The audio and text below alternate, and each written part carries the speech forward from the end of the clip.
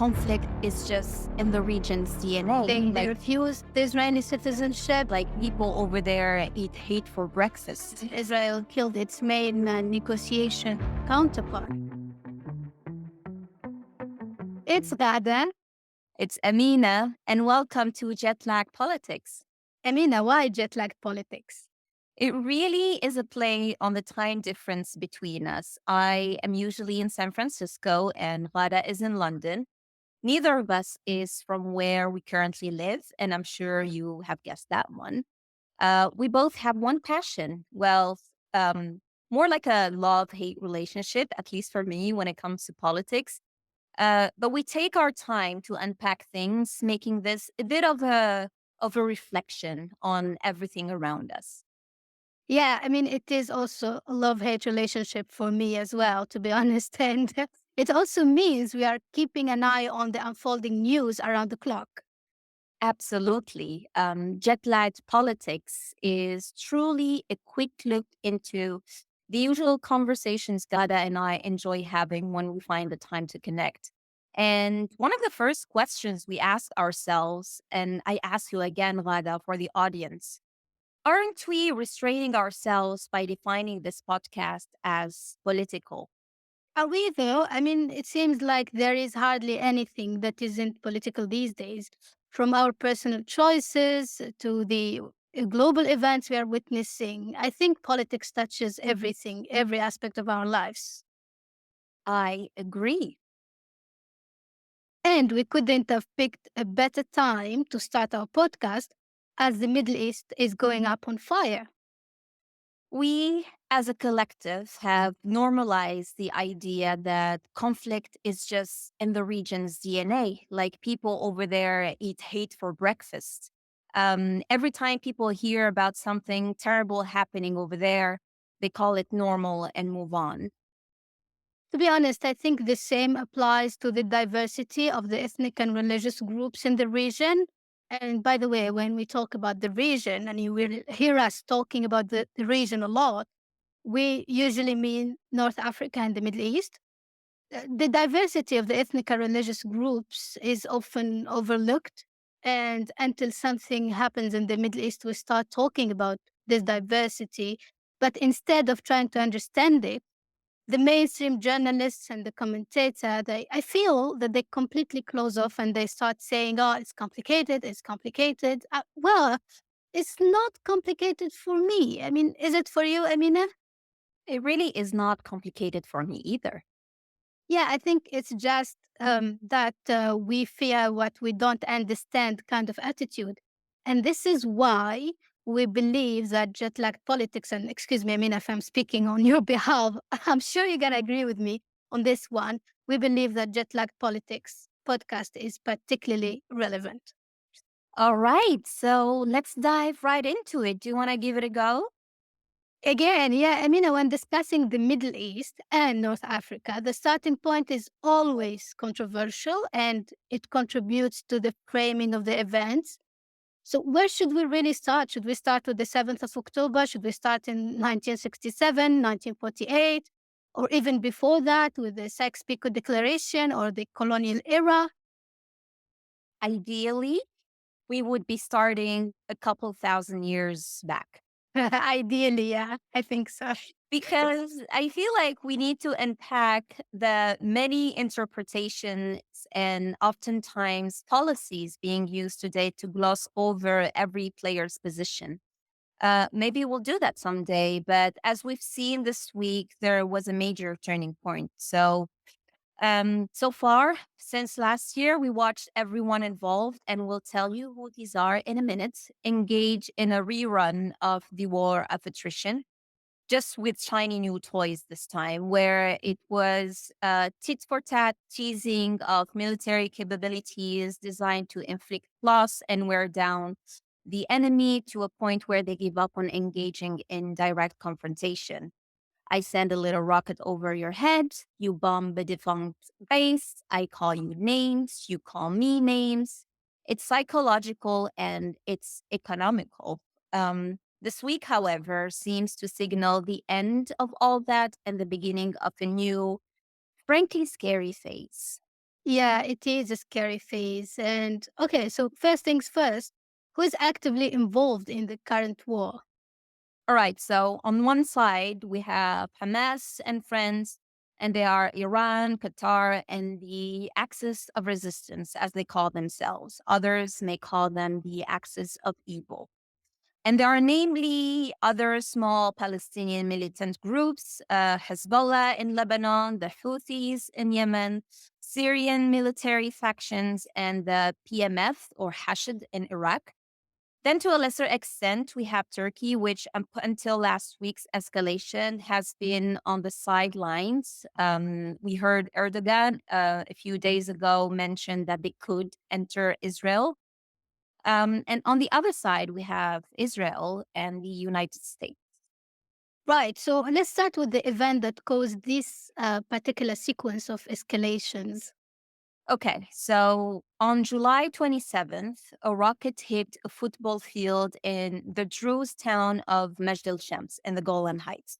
12 children were killed and many more were severely injured. Israel says Hezbollah did it. Hezbollah says Israel did it. And in the following couple of days, a few more strikes were exchanged, with a Hezbollah one leading to the death of an Israeli citizen. And before anyone could make sense of all that, Israeli drone operated missiles hit the suburban neighborhood of Dahya in Beirut, killing Hezbollah military commander Fuad Shukr, who Israel holds responsible for the Majd al Shams attack. It unfortunately doesn't stop there, but can you tell us more about these events, Lada? A lot to unpack here. But before that, let me tell you something, Amina. I watched Piers Morgan's show in which he seemed to have found the perfect story with the perfect headline. Hezbollah, a designated terrorist organization backed by Iran, fired the rocket on a children's playground, killing 12 Israeli kids. And I could literally see his face dropping when he quickly learned the facts. That's what. Why don't you give us the facts, Lada? Yeah, I hope I'm not boring our audience with these stories. But yeah, Piers Morgan, if you want to invite us to the show, we will definitely accept the invitation. Anyway, the Israeli occupied Golan Heights is a Syrian territory. It was occupied by Israel in 1967 and next to Israel illegally, according to international law, in 1981. Now, just as a reminder, the administration did recognize the sovereignty of Israel over the Golan Heights. Yeah, I mean, the USA's recognition doesn't make it legal according to international law, but also let's reflect a little bit on the example that the USA is setting for the international community by breaking international law itself. I want to go back to their incident where 12 kids were killed by a rocket. The kids are not Israeli citizens, they are Druze. And here, Glada, sorry to interrupt you again, because I feel like we need to make a distinction because a lot of people don't know this, and there are others who keep making this mistake. But Druze is a religious minority, not an ethnic one, that lives in the Middle East and has pockets of communities in Lebanon, Syria, Palestine, and now also Israel. Yes, actually, there are Jews in Israel and they have Israeli citizenship. They serve in the army. But the Jews of the Golan Heights have, in their majority at least, historically refused the Israeli citizenship and they consider themselves Syrians. And yet, unfortunately, the Western media is still falsely describing them as Israeli kids. And you know why it is important? I mean, it's really important to state the facts here because Hezbollah has been accused of being behind the attack, which they denied, and they asked for an international independent investigation. But when we understand that these kids are Arab ethnically, so if we can say that, and that these kids are Druze, and the Druze are the allies of Hezbollah in Lebanon. The incentive for a targeted attack from Hezbollah becomes unfounded. Yet, this is the event that Israel says has prompted them to carry the attack on Beirut. Yes, the sad thing here is that The events that ensued, especially how, again, mainstream media chooses to report other regions' children's deaths, transformed them into a faceless, nameless statistic that all parties, except for the concerned communities, move on from at horrifying speed. Does it matter who killed them and who killed all the other ones for that matter? It absolutely should. Does it matter or does it change the facts? It absolutely should. Do we really believe that this particular event is the cause of the current turning point? Because cause and excuse are very different things. I mean, there is this saying that I just learned. It says, a lie can travel halfway around the world while the truth is putting on its shoes. And I really reflected on it a little bit. It's true and it's cynical, to say the least. And if we remember in the beginning of this round of war, which started with the horrific attacks of the 7th of October, the lie of the 40 beheaded babies was reported by the main and the major news outlets. And it was even repeated by Biden himself before it got debunked by the Israelis. And what did we do with that? Um, I really believe that the lie of the 40 beheaded babies contributed to manufacturing the consent around the carnage that unfolded in Gaza and the killing of 40,000 people at least. 50,000 of them are kids.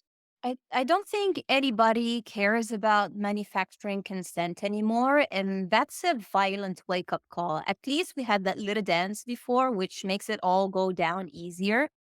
It's a terrible things to say, but unfortunately it's true, and that brings us back to recent vows of revenge. Yeah, I mean, 24 hours or less actually than 24 hours to high caliber political assassinations in two major capitals. And now Nasrallah vows to avenge what he described as an attack on the sovereignty of Lebanon. The assassination took place, as you mentioned, Amina, in Lebanon. It killed four civilians, two ladies, two kids, and Nasrallah's right hand, the Fuad Shukr, and he also announced a new phase of war. I think this is worrying. And on the other hand, we have Iran. Iran promised retaliation against Israel for the murder of the Hamas leader Ismail Haniyeh alongside one of his bodyguards in Tehran during an official visit. So Iran submitted an official complaint to the Security Council. They did this before when Israel attacked the Iranian consulate in Damascus in April 2024. It didn't do anything back then. I don't think anything is going to happen now. And therefore, I think, and many believe that the Iranian response seems imminent. Right. So let's spend a bit of time unpacking the assassination of Ismail Haniyeh. It's an attack on a foreign sovereign state, albeit a rogue one. And independently from how we all personally feel about Iran, does the international community grasp how serious and shocking this is? No, I don't think they seem to see the seriousness of this incident. We know that that Israel has vowed to take every opportunity it has to kill all of the Hamas leaders, and this actually shows the depth of the breach within the rank of the axis of Iran and its allies. But it also begs the question that if the Israeli intelligence is this powerful and that it can almost surgically flank its enemies wherever they are, one by one, why why is what is happening in Gaza today is happening? So, what now? What does this mean for the peace and hostage negotiation? According to the Qataris, at least, this assassination debunks the long-standing Israeli claim about Israel's willingness to reach a deal. Israel and America, they have been saying for months that Hamas is refusing the deal. But again, Israel killed its main negotiation counterpart. Hania Amina was the negotiator on behalf of Hamas. I think that Netanyahu's US visit was pivotal in recent events and escalations. It really gives an insight into his reading of the election outcome.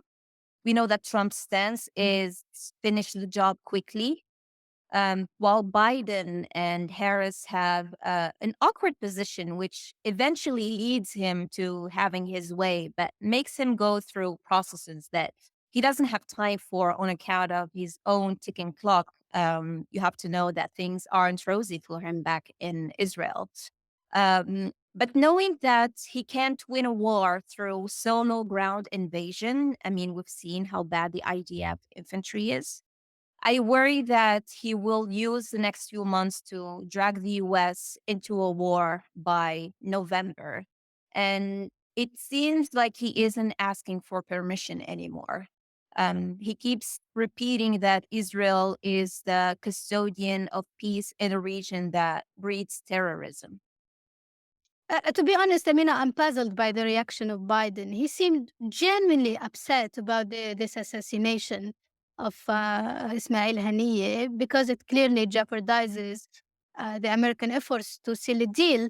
And I think that it also confirms what Anthony Blinken has been saying about the United States not being aware of the assassination or if of the Israeli intentions to assassinate him in that particular event, in that particular day. What do you make of all of this, Amina?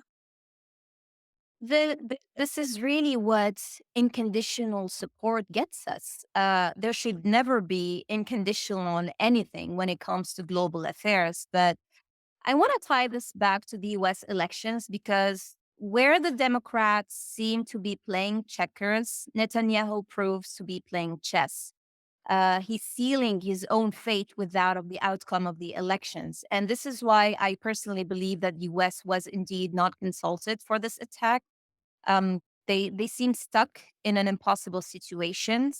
He knows that, and he also knows for a candidate like Kamala Harris to have a chance to win, she needed to secure a military win in the region, and that was supposed to take the form of brokering peace. So it seems that the death of Haniyeh strikes a blow in the face of that plan. Um, did he gamble on a Republican win? This certainly gives him a boost because the diplomatic failure would be associated with the Democrats and with Biden's administration and eventually Kamala herself. He also knows that that they have too much to lose if they distance themselves from Israel. Obviously, that's not an option on the table at the moment. A few weeks before the election, um, so I think Netanyahu with this move just made sure that nobody can back away, and that no matter what the outcome of the U.S. election, he is the biggest winner. Um, or is he, Amina? What do you think? Well, let's see if that holds up. It's really scary days are afoot, and peace seems to elude the Middle East's grip once again. Yeah, and I will have to agree on that one because the scenarios at hand are horrifying. There is a strong belief that the retaliation from Hezbollah and Iran is imminent. The question is when and how. What do you think of that? I'm an optimist at heart, and some people may think that it's naive, but I have to believe that there is a chance to contain the situation if we adhere to international law, aka in the war in Gaza. But if not, we seem to be heading into an all-in regional war. I personally think it will depend on two things. The scale of the retaliation itself, and then also Israel's ability to restrain itself from reacting to the response if the response is measured. And it's really worrying. Likewise, some days it looks like everyone is looking to get the other one to do a ground invasion. I think it's a matter of who will crack first and what kind of external support they will get. Yes, and this is why we will keep following the unfolding events closely. We hope you found this episode insightful. We'd love to hear your thoughts and feedback. Please don't forget to subscribe, like, and share if you are watching us on YouTube.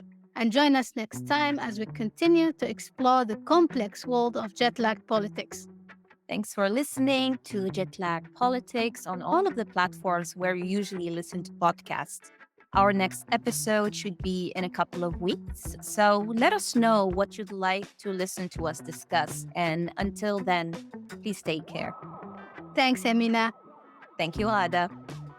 Bye. Bye bye.